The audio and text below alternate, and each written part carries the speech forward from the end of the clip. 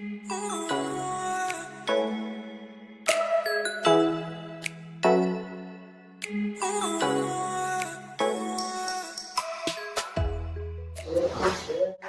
दोस्तों, आज हम फिर उपस्थित हैं अपने चैनल ला मित्र पर एक नई जानकारी के साथ।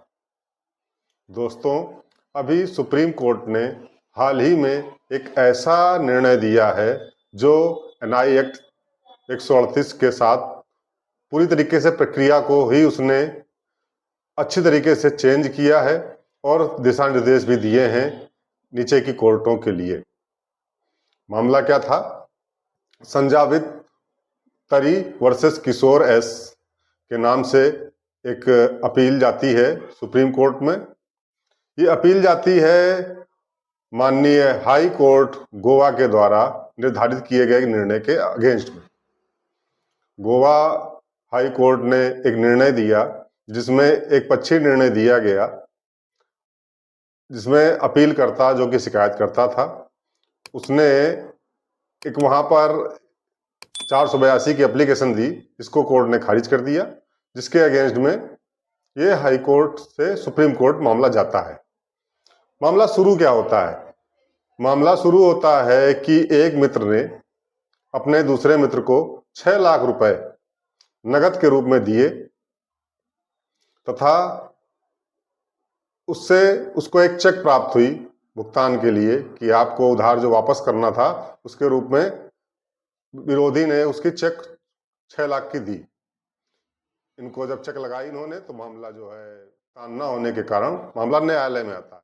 न्यायालय में इनके साक्ष्य लिए जाते हैं, साक्ष्य के आधार पर इन पर निर्णय लिया जाता है और निर्णय में ये कहा जाता है कि इनकी देनदारी बनती है और 6 लाख का ये भुगतान करें।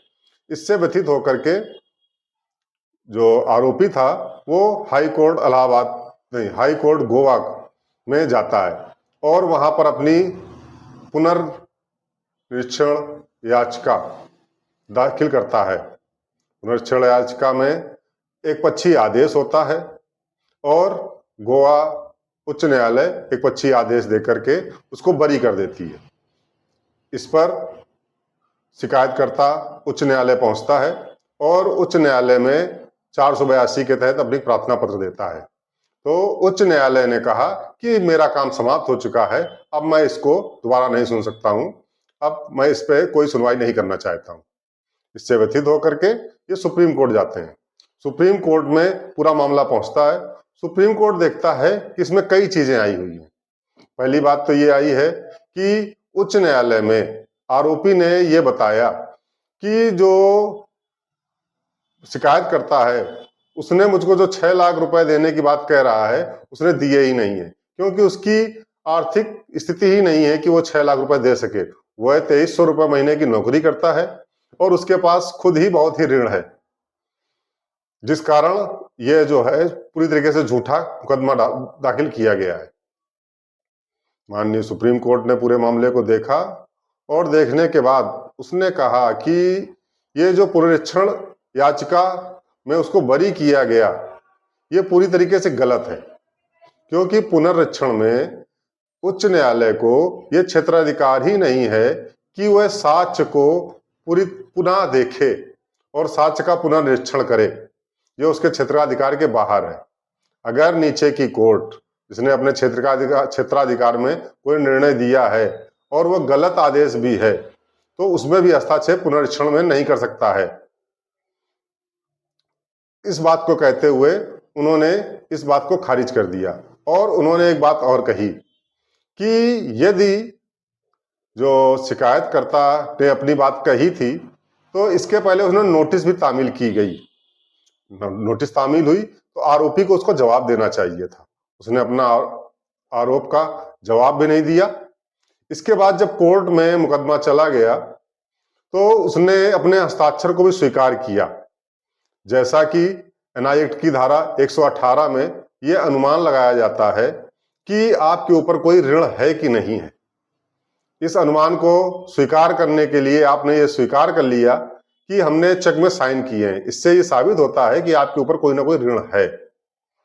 अब बात एक और आती है कि इसमें जो आरोपी के वकील हैं उन्होंने एक बात ये कही कि ये 6 लाख रुपए जो कि नगद के रूप में दिए गए थे, तो नगद भुगतान 6 लाख रुपए का किया जाना उसको इनकम टैक्स एक्ट के तहत ये स्वीकार्य नहीं है। ये एक तरीके से अनैतिक है, क्योंकि इनकम टैक्स में 20,000 से ज्यादा का लेन देन स्वीकार्य नहीं माना गया है। इसलिए ये असंवैधानिक है, अनैतिक है। और ये अनैतिक लेन देन होने के कारण एनआई एक्ट की धारा 139 के तहत ये अनैतिक लेन देन है, जिससे इसको भुगतान किया जाना ठीक नहीं है। क्योंकि एनआई एक्ट में साफ साफ कहा गया है कि 139 में कि यदि विधि पूर्वक ऋण का ग्रहण नहीं है और ये जो पैसा है विधि सम्मत नहीं लेन देन है, तो इसको स्वीकार नहीं किया जाएगा। माननीय सुप्रीम कोर्ट ने इस पर भी एक विशेष बात कही। माननीय सुप्रीम कोर्ट ने कहा कि अभी केरल उच्च न्यायालय ने भी एक इसी तरीके का निर्णय पारित किया है, जिसमें उन्होंने बताया है कि 20,000 से ज्यादा का लेन देन होने के कारण ये जो नगद का लेन देन हुआ है ये पूरी तरीके से अमान्य है। और ये कहते हुए उन्होंने उस मुकदमे को खारिज कर दिया और आरोपी को बरी कर दिया। माननीय सुप्रीम कोर्ट ने कहा कि हमारा ये मानना है कि अगर हम इनकम टैक्स एक्ट के तहत दिए गए प्राविधानों को देखा तो उसमें धारा 269 SS और धारा 271 D दोनों में कहीं भी ये प्रोविजन नहीं दिया गया है कि अगर यदि 20,000 से ज्यादा का नगद का लेन देन दिया जाएगा तो वह असंवैधानिक या अनैतिक या अमान्य होगा। वहां पर उन्होंने एक बताया है कि ये केवल एक दंडनीय अपराध है, इसके लिए इनकम टैक्स में दंड का प्राविधान है, लेकिन ये पैसा जो लेन देन हुआ है ये अमान्य नहीं हो जाएगा। इस बात को कहते हुए माननीय सुप्रीम कोर्ट ने इस तथ्य को भी नकार दिया और कहा कि जो नीचे की कोर्टें या अभी केरल के हाई कोर्ट ने जो आदेश दिया है उसको हम अपास्त करते हैं।